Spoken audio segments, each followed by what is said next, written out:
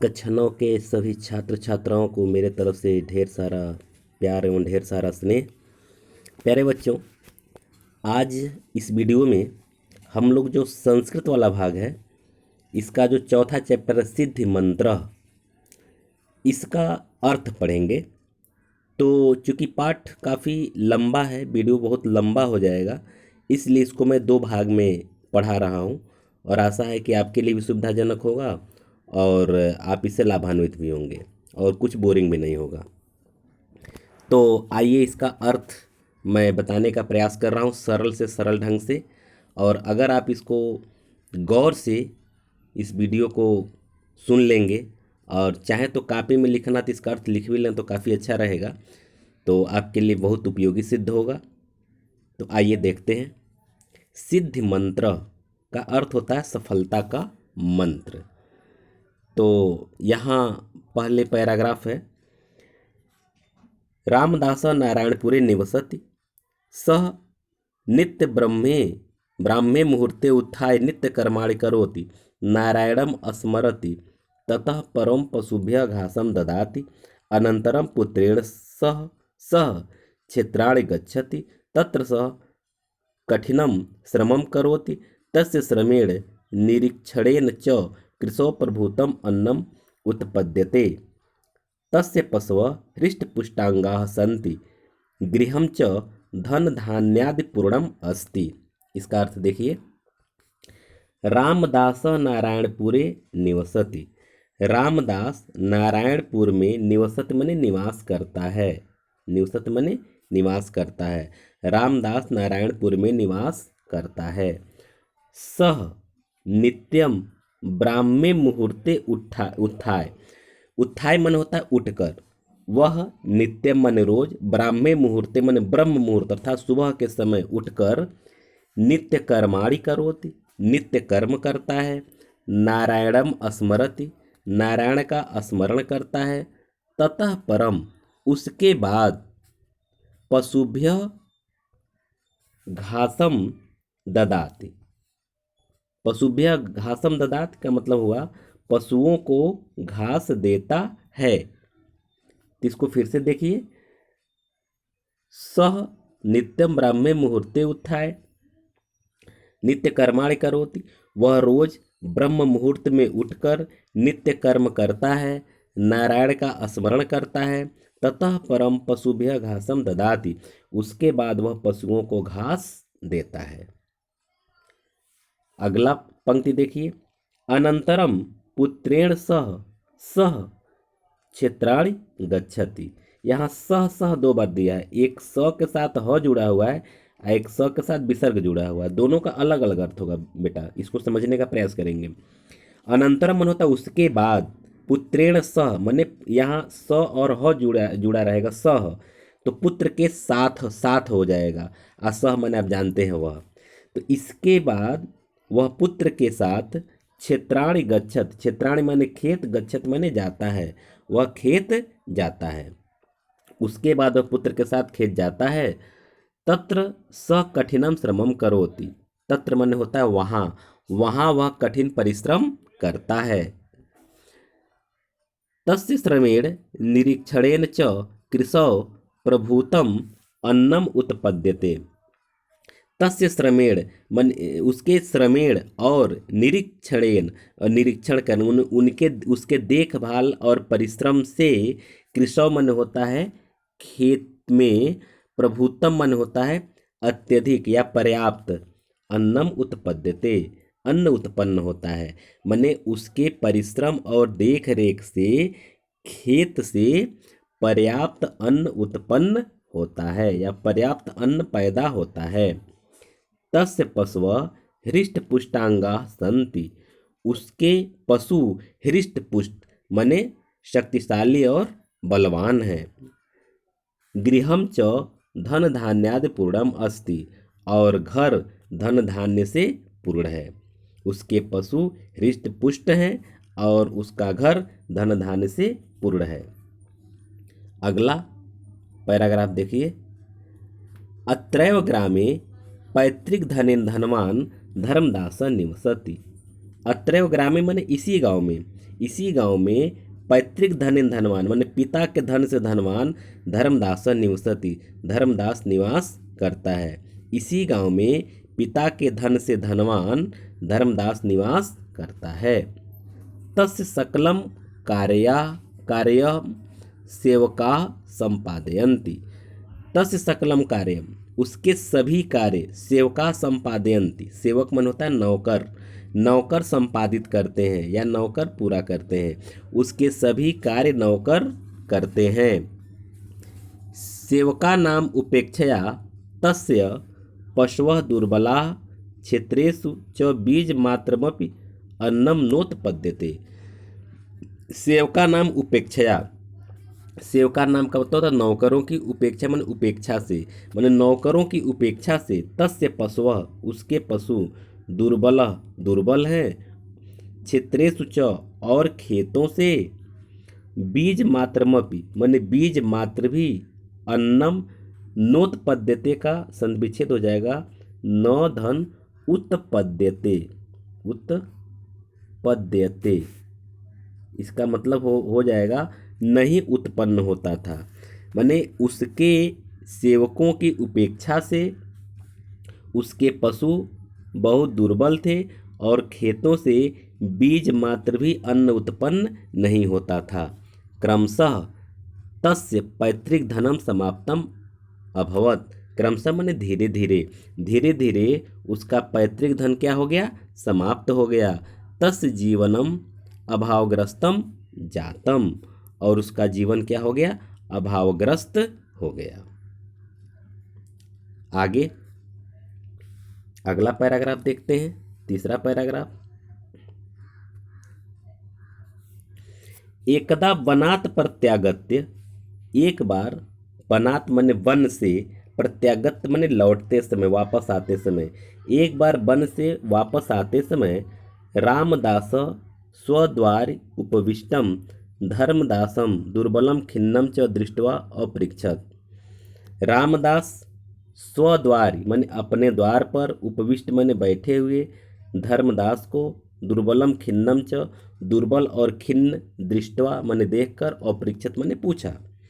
एक बार वन से वापस लौटते समय रामदास अपने द्वार पर दुर्बल और खिन्न धर्मदास को बैठे हुए देखा तो पूछा, क्या पूछा, मित्र धर्मदास चिरात दृष्टो असि, कहता है कि हे मित्र धर्मदास, चिरात माने होता है बहुत दिनों बाद, चिरात माने बहुत दिनों बाद, दृष्टो असि माने दिखाई देते हो, हे मित्र धर्मदास तुम बहुत दिन बाद दिखाई देते हो। किम केनाप रोगेण ग्रस्त, किम क्या, केनाप किसी भी, रोगेण माने रोग से, ग्रस्त माने ग्रस्त हो, क्या किसी रोग से ग्रस्त हो, येन एवं दुर्बल जिसके कारण इतने दुर्बल हो गए हो, जिसके कारण इतने कमजोर हो गए हो। धर्मदास प्रसन्न वदनम तम अवदत, धर्मदास प्रसन्न वदनम, वदनम माने होता है मुख, वदनम नहीं वदनम, वदनम ऊपर बिंदी है, वदनम माने होता है मुख। तो धर्मदास प्रसन्न मुख से मन प्रसन्न चित्त होकर के तम अवदत उससे बोला, मित्र नाहम रुग्णः, रुग्णः माने रोगी, मैं रोगी नहीं हूँ या मैं बीमार नहीं हूँ। परम क्षीण विभव, विभव माने वैभव, वैभव माने धन, लेकिन धन के क्षीण हो जाने पर इदानीम अन्य इव संजातः, इस समय, इदानीम माने होता इस समय, अन्य इव संजातः ऐसा हो गया हूँ। हे मित्र मैं रोगी नहीं हूँ, धन के क्षीण हो जाने के कारण मैं ऐसा हो गया हूँ। इदमेव चिंतयामि केनोपायेन मंत्रेण व संपन्नम भवेयम, कहता है इदमेव चिंतयामि यही सोचता हूँ कि केनोपायेन मंत्रेण व किसी उपाय या मंत्र से, केन धन उपायेन, केनोपायन का संधि विच्छेद हो जाएगा केन धन उपायेन, मने किसी उपाय से, केन धन उपायेन किसी उपाय से, वा या मंत्र से, संपन्नम भवेयम, संपन्न हो जाऊं। मैंने धर्मदास कहता है रामदास से कि मैं यही सोचता हूँ कि किसी मंत्र या उपाय से संपन्न हो जाऊं। रामदास तस्य दारिद्र्यस्य कारणम तस्यैव अकर्मण्यता इति विचार्य एवं अकथयत। रामदास तस्य दारिद्र्यस्य कारणम, उसके दरिद्रता का कारण, तस्यैव अकर्मण्यता, उसकी अकर्मण्यता है। अकर्मण्यता माने आलस्यपन, उसका आलसी होना, माने उसका आलस्य ही उसकी दरिद्रता का कारण है। इत विचार्य, यह विचार कर, मतलब रामदास जानता था कि उसकी दरिद्रता का कारण उसका उसका आलसीपन होना है, उसका आलस्य है।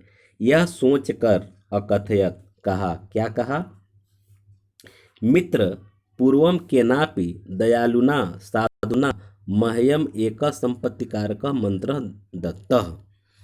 क्या कहता है कि हे मित्र, पूर्वम पहले, केनापि कोई, दयालु साधुना दयालु साधु, मह्यम मने मुझे, एक संपत्तिकारक मंत्र दत्तः एक संपत्तिकारक मंत्र दिए। रामदास धर्मदास से कहा कि हे मित्र, पहले या पूर्व में कोई दयालु साधु मुझे एक संपत्तिकारक मंत्र दिए। यदि भवान अपि तम मंत्रम इच्छति, भवान मन होता है आप, यदि आप भी तम मंत्रम इच्छति, उस मंत्र को चाहते हैं, तरहि मन होता है तो, तेन उपदिष्टम अनुष्ठानम, उनके द्वारा दिखाए गए या उनके द्वारा बताए गए, अनुष्ठानम आचरतु, अनुष्ठान का आचरण करो, मन वह जैसा बताएं वैसा आचरण करो।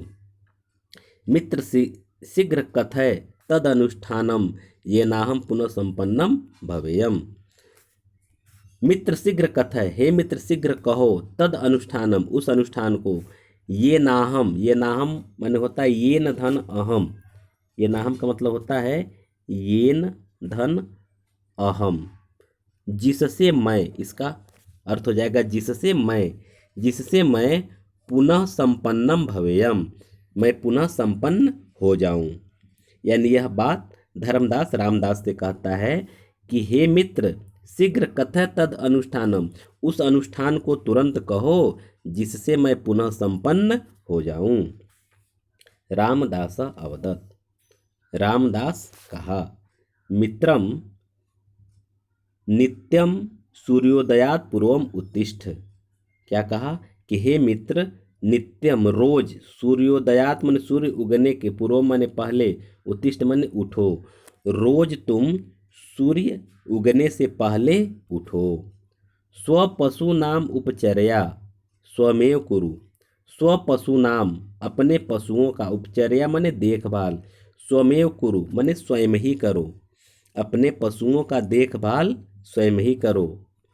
प्रतिदिनम च क्षेत्रेषु कर्मकाराणाम कार्याणि निरीक्षस्व, और प्रतिदिन खेतों में कर्मकाराणाम माने अपने कर्मचारियों का या अपने नौकरों के, कार्याणि माने कार्यों का, निरीक्षस्व माने निरीक्षण करो।